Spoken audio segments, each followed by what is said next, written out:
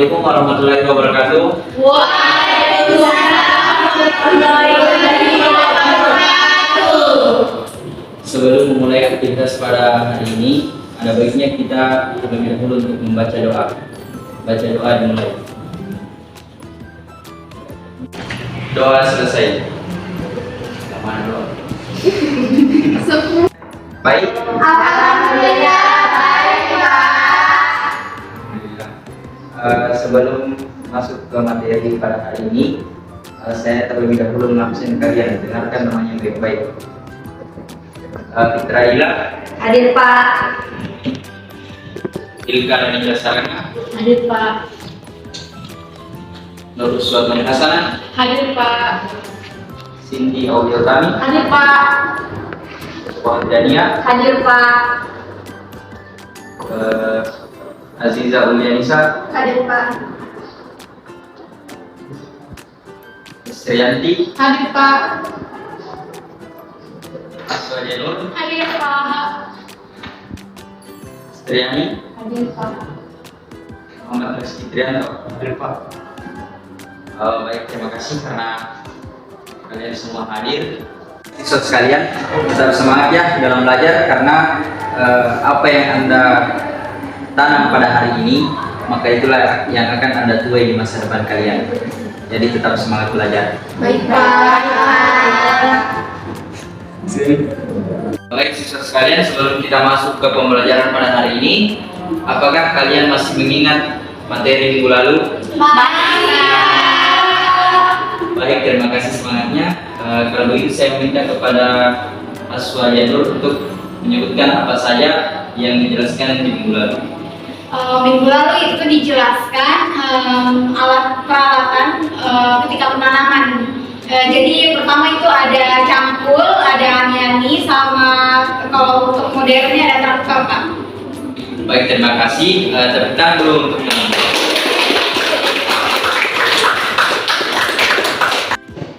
Baik, kan minggu lalu kita sudah belajar mengenai alat-alat penanaman yang biasa digunakan dalam pertanian. Nah, pada hari ini, siswa sekalian, kita akan belajar mengenai alat-alat yang biasa digunakan dalam pemanenan di pertanian. Adapun alat-alat yang biasa digunakan, yang pertama itu combine harvester. Nah, di mana seperti yang terlihat di gambar, combine harvester ini merupakan alat yang semacam dozer yang biasa digunakan untuk memanen padi.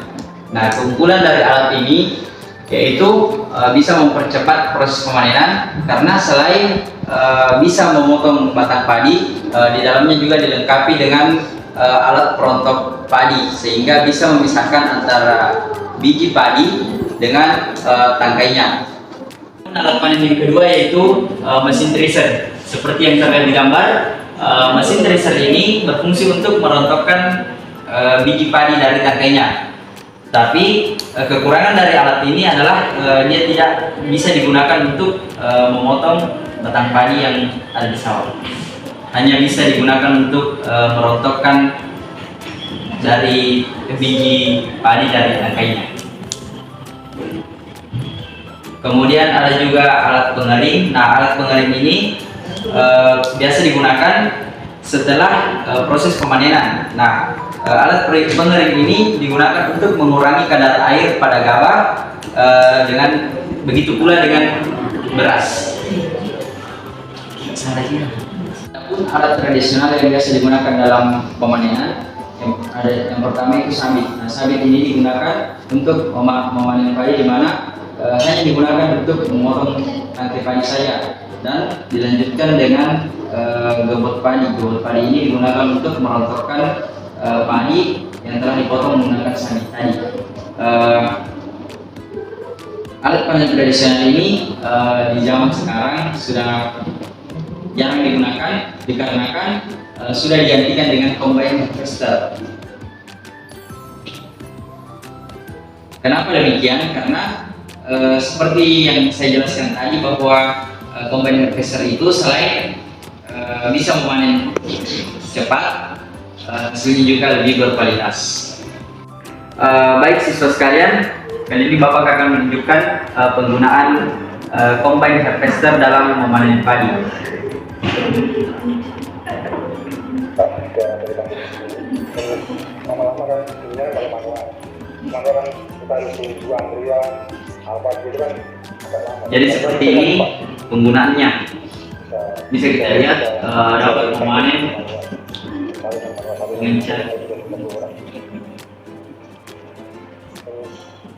mulai akhir-akhir kan orang pada pakai mesin ini. Akhirnya kita beli mesin.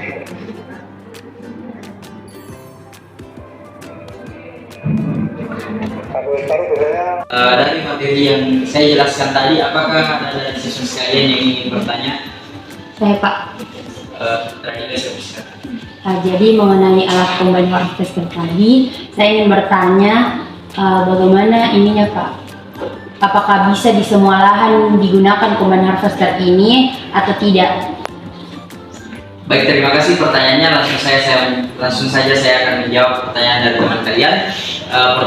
Pertanyaannya sangat bagus mengenai penggunaan combine harvester itu sendiri. Apakah bisa di semua lahan atau tidak?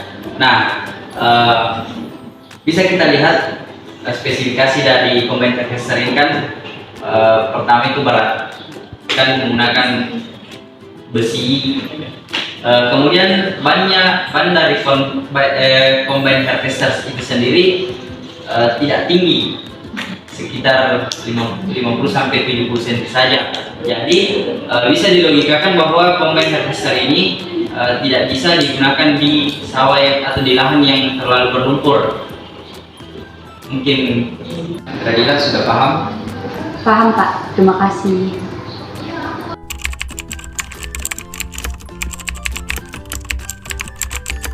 Saya akan membagi kelompok sebanyak 2 kelompok agar kalian mendiskusikan mengenai alat panen yang ramah lingkungan dan tidak ramah lingkungan. Bagian sebelah kanan saya mencari informasi tentang alat panen yang ramah lingkungan, dan sebelah kiri saya mencari alat panen yang tidak ramah lingkungan. Baik. Bagaimana diskusinya? Berjalan lancar Pak. Sudah ada yang didapat? Iya Pak. Sudah masih proses Pak. Pak.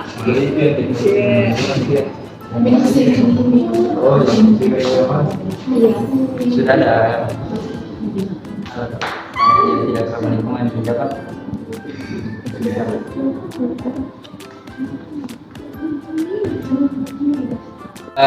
Bagaimana dengan diskusi dari kelompok 1? Apakah sudah mendapatkan alat panen yang ditanyakan tadi?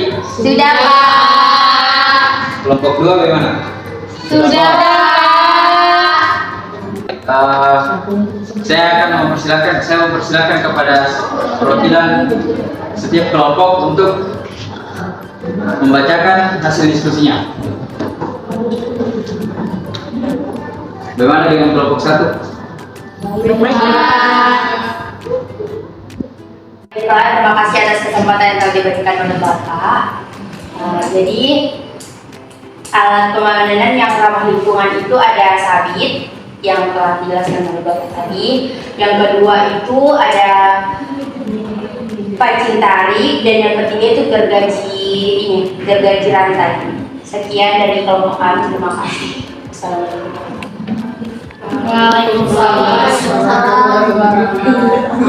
Baik, terima kasih dari kelompok 1.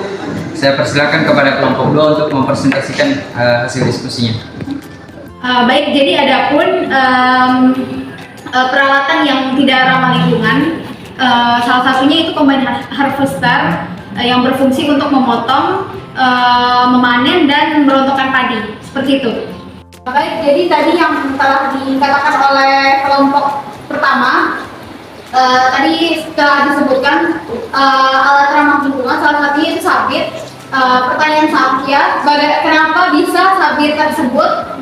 Apa alasan sabit tersebut tergolong ramah lingkungan? Baik, saya akan menjawab pertanyaan dari kelompok 2. Mengapa sabit bisa dikatakan alat pemanenan yang ramah lingkungan? Karena sabit itu tidak membutuhkan bahan bakar sehingga tidak menyebabkan polusi. Terima kasih.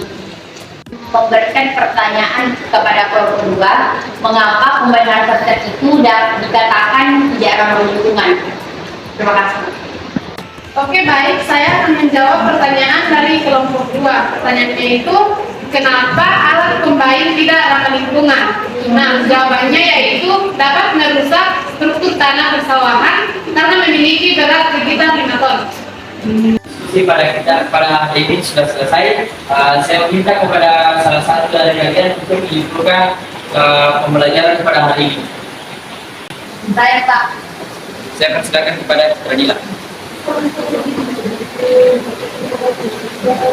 Seperti yang tadi jelaskan Bapak tadi bahwasanya ada alat kenapa pembelajaran kita hari ini pun yang dapat saya simpulkan ada alat pertama itu alat